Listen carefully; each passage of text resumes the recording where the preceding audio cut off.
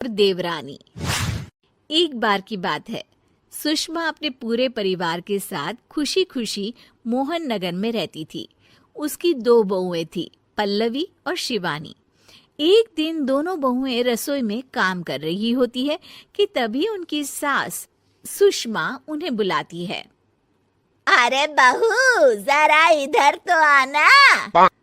शिवानी, जरा जाकर देखना सासू माँ क्या कह रही हैं। दीदी आप ही देख लो ना जाकर, आपको भी तो सुनाई दे रहा है। अरे मैं आटा गूंद रही हूँ ना, तुम चली जाओ। हाँ तो मैं भी तो सब्जी काट रही हूँ ना दीदी। अरे बहू, जल्दी आओ। ओफो, ये तो जाएगी नहीं। मैं ही जाकर देखती हूँ कि क्या करना है। पल्लवी सुषमा के कमरे में जाती है। जी मम्मी जी, क्या हुआ? शाम को घर पर कुछ मेहमान आने वाले हैं, तो तुम अच्छा सा खाना बना लेना बहू। ठीक है मम्मी जी, आप बता दीजिए क्या क्या बनाना है और कितने लोग आ रहे हैं। सुनील की मौसी जी और उनका पूरा परिवार आ रहा है। कुल मिलाकर 3 लोग और हमें मिलाकर हुए 9 लोग। तो अभी से ही तैयारी करना शुरू कर दो। और हाँ, घर की सफाई भी कर देना, हाँ, अच्छे से। जी मम्मी जी, सब काम हो जाएगा, आप चिंता मत कीजिए। पल्लवी शिवानी को घर में मेहमान आने वाले हैं इसके बारे में बताती है। क्या 9 लोगों का खाना बनाना होगा, घर की सफाई करनी है? बाप रे, सासू माँ ने तो हमें घर की नौकरानी ही समझ कर रखा है। ऐसा नहीं बोलते शिवानी, हम इस घर की बहू हैं और घर के काम करना हमारा फर्ज है। दीदी तो है ही सासू माँ की चमची, जब देखो सासू माँ सासू माँ। मैं तो इतना सारा काम नहीं करने वाली। हाँ। शिवानी कपड़े लेकर गमला साफ कर रही होती है और चक्कर आने का नाटक करने लगती है। मेरा सर चकरा रहा है। तभी वहां पल्लवी और सासू माँ जाते हैं। अरे बहू, क्या हो गया तुम्हें? मम्मी जी, बहुत तेज सर में दर्द हो रहा है। तुम एक काम करो शिवानी, आराम कर लो। नहीं नहीं दीदी, घर में मेहमान आने वाले हैं, मुझे आपकी मदद करनी चाहिए। अरे कोई बात नहीं शिवानी, तुम आराम कर लो, मैं सब काम कर लूंगी। ठीक है दीदी, अगर आप इतना कह रही हैं तो आराम कर लेती हूँ। शिवानी आराम से अपने कमरे में मैगजीन पढ़ रही होती है। इसे कहते हैं आराम की जिंदगी। इतना सारा काम। चलो, सारा काम खत्म हो गया, शिवानी को देख आती हूँ। शिवानी अपने कमरे में ईयरफोन में गाने सुनते सुनते सो जाती है और उसके साइड में मैगजीन भी रखी होती है। पल्लवी वहां आ जाती है और वो सब देखती है। ओहो, तो मतलब सब काम चोरी का बहाना था।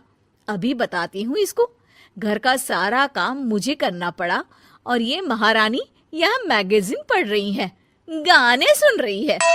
पल्लवी रसोई से एक प्लेट और चम्मच लेकर आती है और शिवानी को थाली बजाकर उठाने लगती है। शिवानी अचानक से उठती है।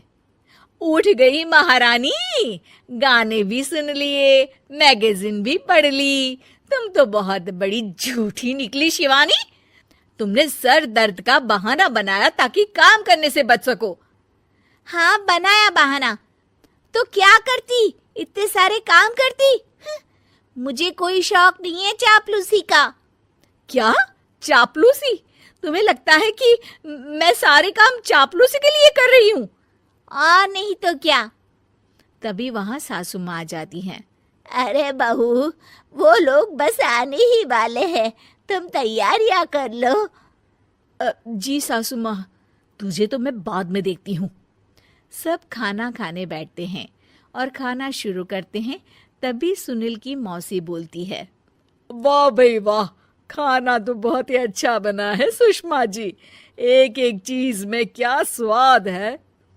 ये सुनकर शिवानी मुंह बना लेती है। उसे अपनी जेठानी की इतनी तारीफ रास नहीं आती। आपकी बहुएं तो बहुत ही अच्छा खाना बनाती हैं। हाँ, बनाती तो दोनों ही अच्छा है, पर आज ना ये सारा खाना बड़ी बहू ने बनाया है। छोटी बहू की तबीयत ठीक नहीं थी, सो इसलिए।